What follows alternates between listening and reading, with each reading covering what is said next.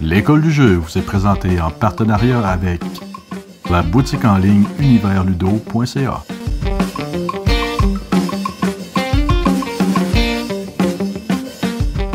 Bonjour et bienvenue à l'école du jeu, mon nom est Sylvain et aujourd'hui je vous présente une critique express. C'est quoi ça? Je vais vous présenter un jeu en moins de 6 minutes et vous allez pouvoir voir si c'est le genre de jeu qui peut vous convenir.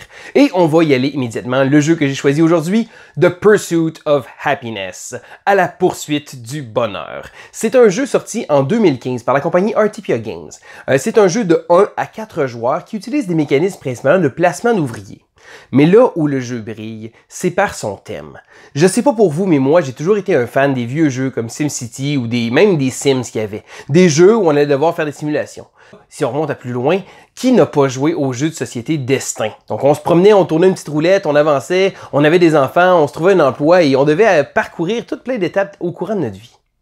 Eh bien, la poursuite du bonheur, c'est quoi? C'est exactement ça, mais avec une version un petit peu plus gamer. On ne se le cachera pas, à la base, c'est un jeu de placement d'ouvriers. Les mécanismes sont assez simples, donc on va prendre des ouvriers qu'on a avec justement des marqueurs de temps qui vont évoluer au courant de la partie, dépendant d'où on est rendu. On va les placer sur les cases et obtenir certaines choses. Bon, des fois, on peut obtenir de l'argent, de la créativité, des connaissances, des relations, mais on peut également aller acheter des cartes. Il y a différentes cartes qui sont proposées au courant de la partie. Il va y avoir des cartes de projet que tranquillement, pas vite, à force des choses, en gaspillant certaines ressources, on va pouvoir avancer des projets. Que ce soit des cours de yoga qu'on va mener, d'avoir une alimentation saine ou encore de découvrir des talents d'écrivain, on va poursuivre différents projets comme ça. Bon, encore là, le thème est là pour beaucoup de petits thèmes amusants comme ça. On peut également avoir des activités. Donc, c'est quoi les activités? Ça va être de l'argent qu'on va payer immédiatement. On va aller une sortie au musée ou encore une visite au zoo. On va également pouvoir acheter des choses. Donc, bien entendu, avoir des possessions matérielles, que ce soit une collection de jeux de société, et oui, ils sont allés là, que ce soit des petits bibelots, avoir des poupées russes, ou simplement pouvoir acheter une maison, qu'il va falloir d'ailleurs entretenir à chaque tour, on va pouvoir faire différentes choses comme ça. Donc, il y a beaucoup un système de cartes qui va fonctionner très bien avec ça. On va acheter différentes choses pour pouvoir en retirer certains bénéfices. À la base, mécaniquement parlant, le jeu est bien, le jeu est correct, le jeu est rien de révolutionnaire. Je dirais qu'on place un ouvrier, on réalise une action et ainsi de suite, et le jeu fait en sorte qu'on passe de l'âge de tout jeune jusqu'à l'âge adulte, où on va devoir avoir un emploi, qu'on va même pouvoir également avoir une fréquentation. Donc si on a certains requériments, on va pouvoir rencontrer l'âme sœur et qui sait peut-être fonder une famille, etc. Comme je l'explique tout le temps, la base, le jeu devrait pas être aussi agréable que ça, mais je dirais que le thème est là pour beaucoup. On va faire une vie. On va partir de l'âge... Parce que la preuve, quand on termine la partie, les gens vont mourir. On va dire « Ah, mais là, je veux pas mourir. » C'est le cycle de la vie, c'est normal. On devient vieux. Donc, plus la partie avance, plus notre stress va augmenter. Et à la fin, lorsque le stress est rendu au bout de la jauge, eh bien, on va malheureusement mourir. Parce que c'est comme ça que la vie se termine.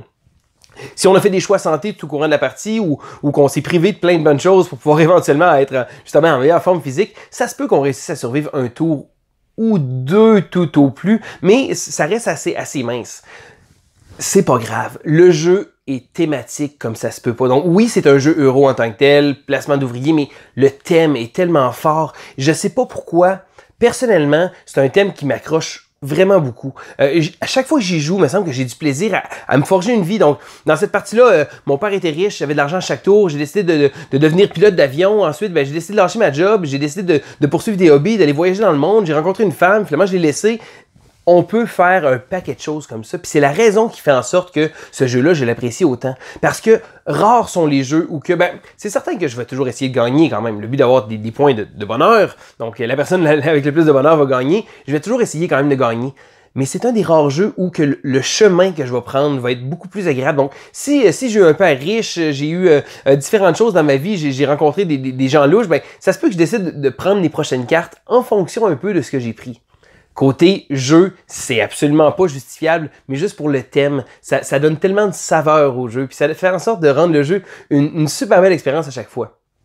La plupart des fois que j'ai joué, parce que j'ai joué vraiment avec 2, 3, 4 joueurs, il y a un mode solo, mais j'avoue que je ne l'ai pas trop exploré. À chaque fois que je joue, c'est comme une espèce de petite aventure qu'on vit. Donc on voit, puis on joue jamais le jeu juste pour le jeu, on joue le jeu pour ce qu'il apporte tout autour. Fait qu'à la poursuite du bonheur, il me donne vraiment un feeling qu'il n'y a pas beaucoup d'autres jeux qui vont me donner, celui d'avoir à me créer une vie puis essayer de la gérer. Au final, bon, comme vous aurez compris, je parle du jeu, je suis passionné de jeu parce que c'est un jeu que j'apprécie beaucoup. Je dirais que si le jeu avait pas eu ce thème-là, je pense que mon appréciation du jeu aurait probablement été moindre. Je dirais que là-dessus, je donnerais probablement une note de 3 sur 6. Bon, 3 sur 6 dans mon livre à moi, c'est un bon jeu. Donc, il ne faut pas se penser que c'est vraiment la moitié. C'est un bon jeu, mais vraiment rien d'exceptionnel. Mais le thème vient vraiment donner une coche au-dessus de ça. Ça fait en sorte que je vais lui donner la note de 4 sur 6.